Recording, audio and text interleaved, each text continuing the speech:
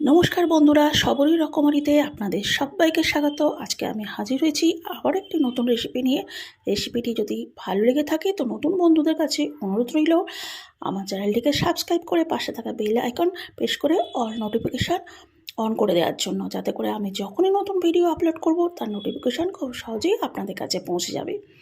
আজকে আমি আপনাদের জন্য নিয়ে এসেছি আলু ভাপা রেসিপি, যা গরম ভাতের সাথে একেবারে জমে যাবে। অবশ্য রুটির সাথেও আপনারা ট্রাই করে দেখতে পারেন।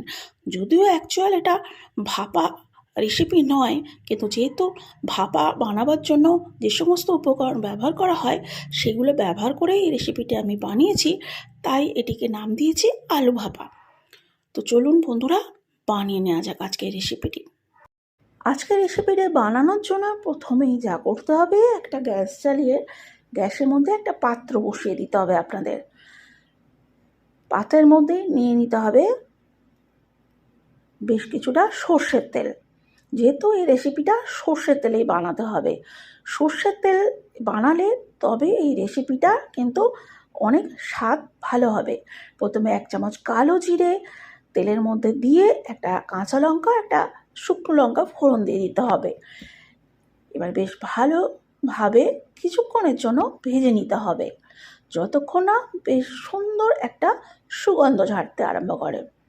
এর মধ্যে দিয়ে দিতে হবে আগে থেকে সিদ্ধ করে রাখা আলুর টুকরোগুলো।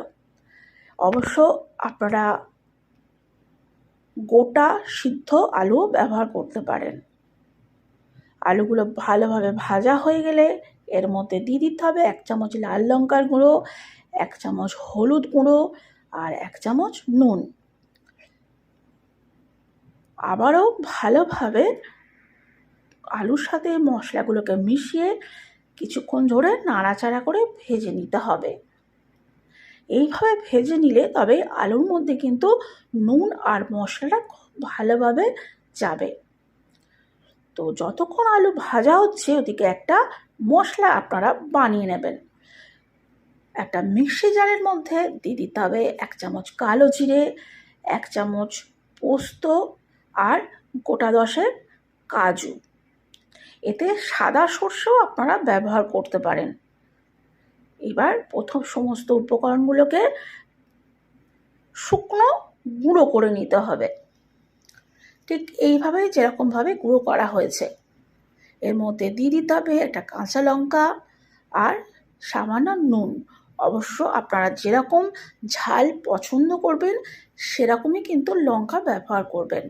তো এবার এর মধ্যে জল দিয়ে একটা খুব ফাইন পেস্ট বানিয়ে নিতে হবে। এদিকে আলুটা বেশ ভালো করে ভাজা হয়ে গেছে।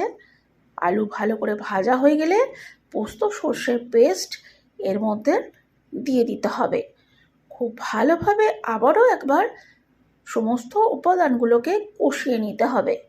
কষানো হয়ে যাওয়ার পর মিক্সির মধ্যে যে মশলাটা লেগে রয়েছে তার মধ্যে জল দিয়ে ভালোভাবে ধুয়ে এই আলুর সাথে মিশিয়ে দিতে হবে।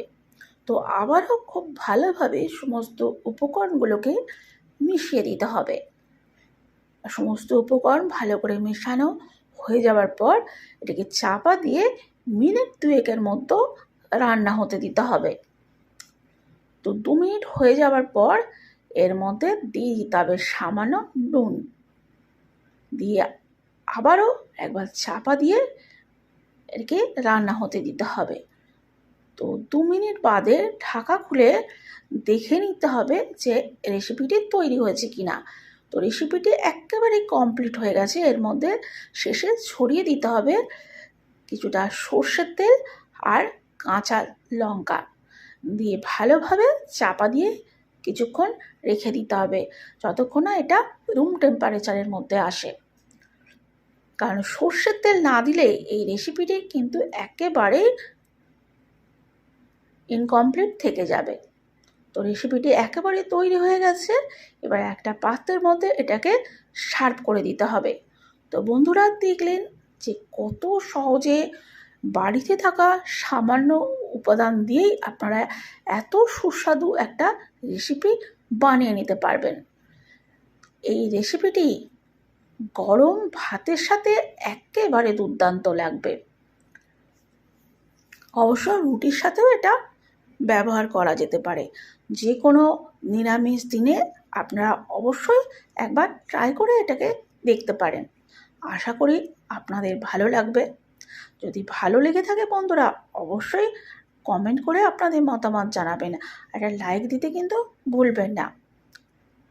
তো বন্ধুরা, আজকের মতো এই পর্যন্তই। আপনারা ভালো থাকুন, সুস্থ থাকুন, এই কামনা করে আজকে ভিডিওটি এখানেই শেষ করছি। আবার হাজির হব নতুন ভিডিওতে, নতুন রেসিপি নিয়ে। ততক্ষণের জন্য বিদায় বন্ধুরা। Bye bye.